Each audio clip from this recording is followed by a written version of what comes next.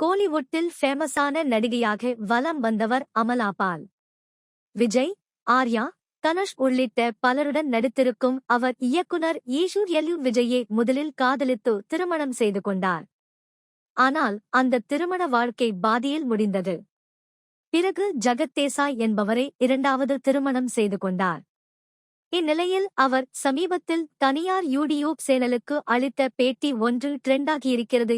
சாமி இயக்கிய படம் சிந்து சமவெளி. அந்த படம் கொஞ்சம் விவகாரமான கதையை கொண்டது. அந்த படத்தில்தான் அமலா பால் நடித்து கோலிவுட்டில் தனது கரியரை தொடங்கினார். முதல் படத்திலேயே போல்டான கேரக்டரை ஏற்றதன் காரணமாக விரைவிலேயே பலரது கவனத்துக்கு ஆளானார் அமலா. அதனையடுத்து வரிசையாக அவருக்கு வாய்ப்புகள் வர ஆரம்பித்தன. அதனை சரியாக பயன்படுத்திக் கொண்டு தனக்கான இடத்தை உருவாக்கிக் கொண்டார். அப்போதுதான் ஈஸ்வர்யா விஜய் இயக்கத்தில் தலைவா படத்தில் நடித்தார். அப்போது அமலா பாலும் இயக்குனர் விஜயும் காதலித்தனர். ஒரு வழியாக அவர்களுக்கு திருமணம் செய்து கொள்ள வீட்டில் அனுமதி கிடைத்தது. இருவரும் திருமணம் செய்து சுமூகமாக தங்களது வாழ்க்கையை நகர்த்திக் கொண்டிருந்தார்கள். திருமணத்துக்கு பின்பும் நடித்துக் கொண்டிருந்தார் அமலா. இப்படிப்பட்ட நிலைமையில் திடீரென அவர்கள் 2 பேரும் விவாகரத்து செய்து கொண்டார்கள். விவாகரத்துக்கு பிறகு தனது கவனத்தை சினிமாவில் முழுக்க செலுத்தினார். அந்த வகையில் ரத்னகுமார் இயக்கத்தில் அவர் நடித்த ஆடை படத்தில் நிர்வாணமாக தோன்றி பரபரப்பாக பேச வைத்தார். தொடர்ந்து கடாவர் உள்ளிட்ட படங்களில் நடித்தார். அதே சமயம் அவர் ஒருவரை காதலித்து வருவதாக தொடர்ந்து பேசப்பட்டது.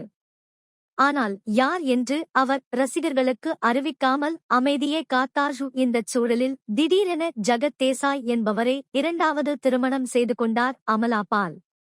திருமணத்துக்கு பிறகு ஜகத்துடன் காதலாகி வாழ்க்கையை நகர்த்திக் கொண்டிருக்கும் அமலாவுக்கு இலை என்ற மகன் பிறந்தான். திருமணம் செய்து கொண்டாலும் நடிப்பதில் கவனம் செலுத்தி வந்த அவர் கடைசியாக ஆடுஜீவிதம் திரைப்படத்தில் நடித்தார்.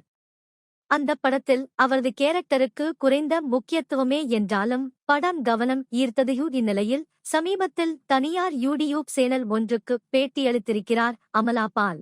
அவர் அளித்த பேட்டியில், நான் முதலில் ஜகத் தேசாயை சந்தித்த 1 மாதத்திலேயே கர்ப்பமடைந்து விட்டேன். முதலில் கர்ப்பமடைந்த பிறகுதான் திருமணம் செய்து கொண்டேன். இலை எங்கள் வாழ்க்கையில் வந்தது ரொம்பவே சந்தோஷம். குழந்தைக்காக நாங்கள் எங்களது ஈகோ அனைத்தையும் உடைத்து தூக்கி எறிந்துவிட்டோம்.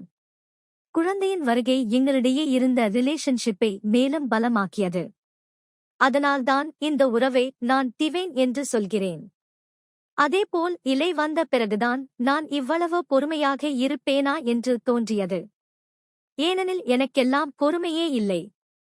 எனது அண்ணன் கூட என்னிடம், நீ இவ்வளவு பொறுமையாக இருக்கிறாயே என்று ஆச்சரியப்பட்டார் என்றார். அவரது இந்த பேட்டி சமூக வலைதளங்களில் ட்ரெண்டாகியிருக்கிறது.